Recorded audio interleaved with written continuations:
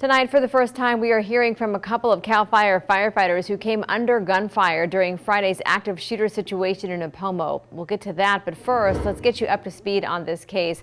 Sheriff Ian Parkinson identified that gunman as 42-year-old Scott Huffman of Bakersfield. Parkinson said Huffman fired more than 20 rounds from a handgun both inside and outside the Vaughn's gas station at the corner of Teff Street and Mary Avenue.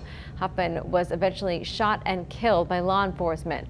Parkinson said early indications show Huffman was having a mental health crisis.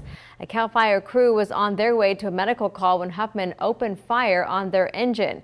KSBY's Melissa Newman has their story.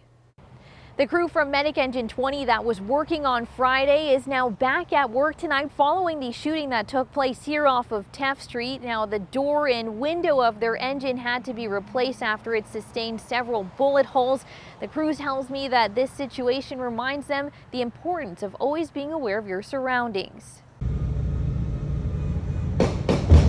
CAL FIRE Medic Engine 20 was responding to a medical emergency when suddenly Engine 20 was just fired on several times by an armed assailant with a gun. So as we were hearing the loud explosions, looking around, my captain yells out, he's shooting us, he's shooting us. I glance right, and that's when I can see the shooter out of my window there.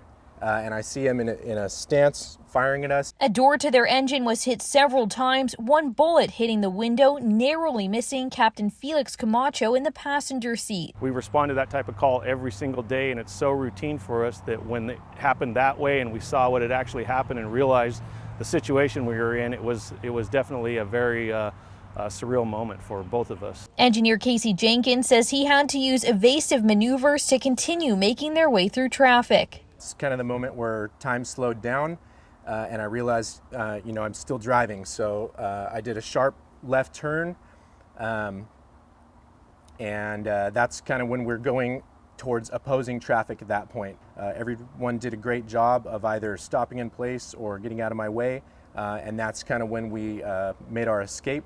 And my captain radioed in that we were being shot at by an active shooter. The crew was allowed to go home after doing interviews with police, and they say they received care for their mental health the following day. While they were able to take as much time at home as they wanted,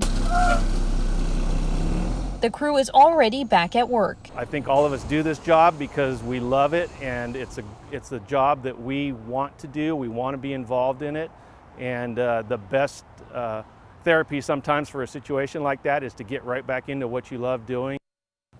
The crew tells me they've already run several calls back in this area since Friday's shooting. They say they would prefer the normalcy of routine as opposed to wondering what could happen in the future. In Nipomo, Melissa Newman, KSBY News. And the motive for the shooting remains unknown at this time. Sheriff Parkinson says Huffman had no criminal history and no known history of mental illness.